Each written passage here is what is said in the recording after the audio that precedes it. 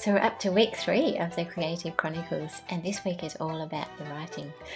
Later in the video I'll take you through a creative Saturday, but earlier in the week I got a little bit distracted.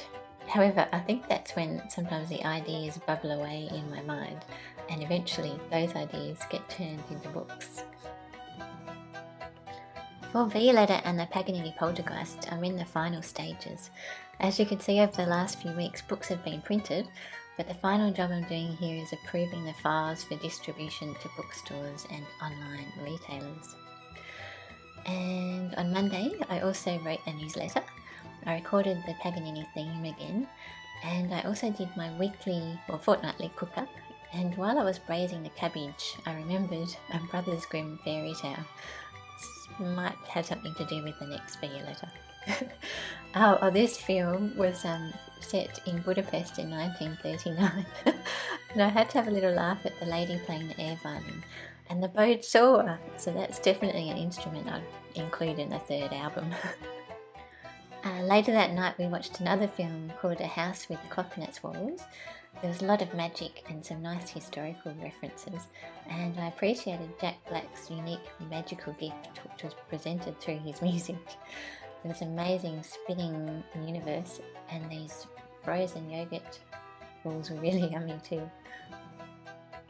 My stories often have animal characters, and whenever you're writing, one of the important things is to consider your character's motivations. So if there's a stick to be chewed, that would be more important than pats, and if there's food, then there's likely to be a race. But then again, if there's nothing else happening, then pats can go on for hours and hours and hours. Walking and running leads to all kinds of unusual sights and wonders too, like this fur seal having a rest on the boat ramp. If he was a character, I wonder what he'd be like. I imagine he'd be into the finer things in life, restaurants, handmade chocolates, and he'd probably wear tailored suits. All these dragonflies. When I filmed this, there were 3 playing together. They're a bit hard to capture on film, but I've never seen that before. I always think they're a bit magical, like fairies. Then of course there's music. Here I'm sorting through my library of music books that I've collected over the years. Some have been kindly given to me, and luckily Brahms, Bruch and Bartok are all in the next Violetta book. I didn't realise I had this copy of Kol Nidre though, which is excellent. Very happy to find that one. So today is Friday, and I've just finished doing some teaching and a little bit of practice, my 30-minute practice. And I've been doing a few other things like some tidying up of the album and things like that, but I haven't been doing any writing.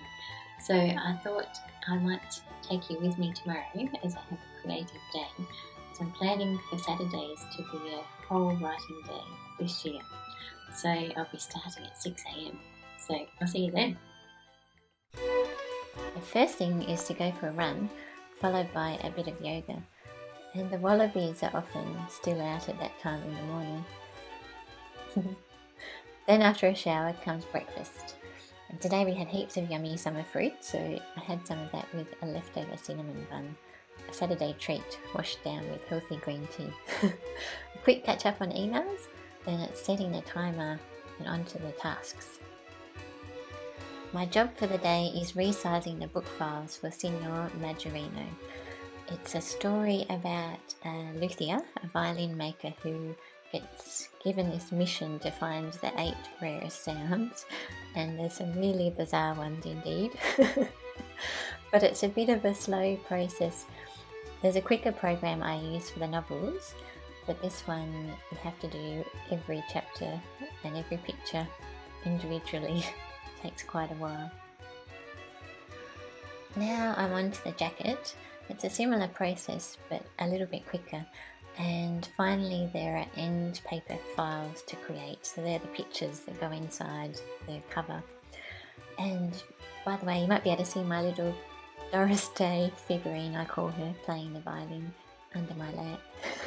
My hands are in the way, but there she is, keeping me company. And this is the finished file, so that will eventually be printed. Okay, so I just thought I'd show you what the book looks like that I'm making the files for. So it's this book here, which is Signore Maggiorino and the 8 Rarest Sounds. And I have to make the interior a little bit smaller, so all of these images a bit smaller. And I'm going to make a jacket for it. So a jacketed book is something like this one here.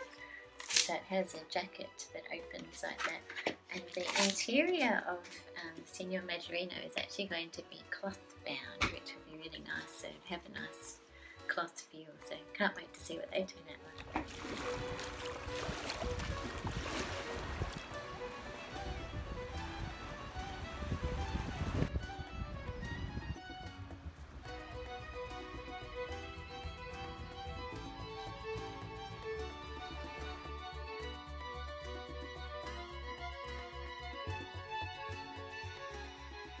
This is me doing practice on one leg. You probably can't tell, but it helps with my shoulders.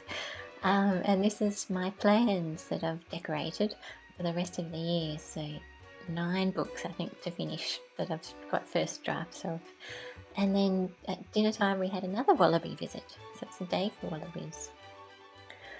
The following day was raining, which was nice because I could spend it reading. And I just loved this bookmark that a friend gave me with all these beautiful native flowers.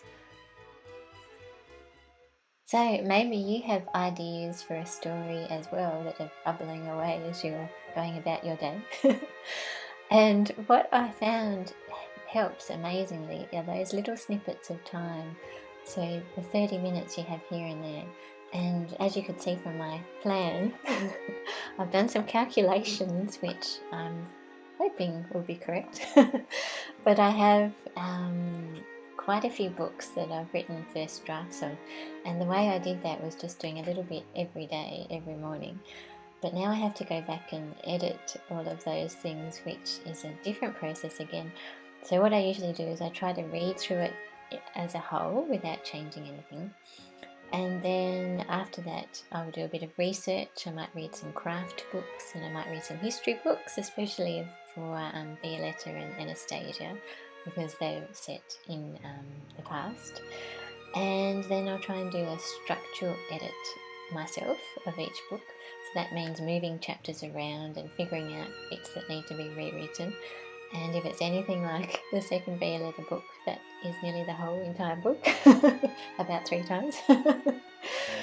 And then after that, once I've done a few rewrites, I then do a deeper edit. And I've figured out it usually takes me about 1.5 hours per chapter. So that's where all of those calculations came from. So I'm figuring that I'll be able to get some of the series of the first murder mystery done by the end of October, and then I'll be into Violetta again. So hopefully I'll have finished that by next January. So that will be exciting. But along the way I'll be working on the music and other things as well. But in the meantime, next week will be all about the masks, and then over the next few weeks I'll be publishing those videos that I've been making one at a time. So I will see you then, and until then, happy creating. Bye for now.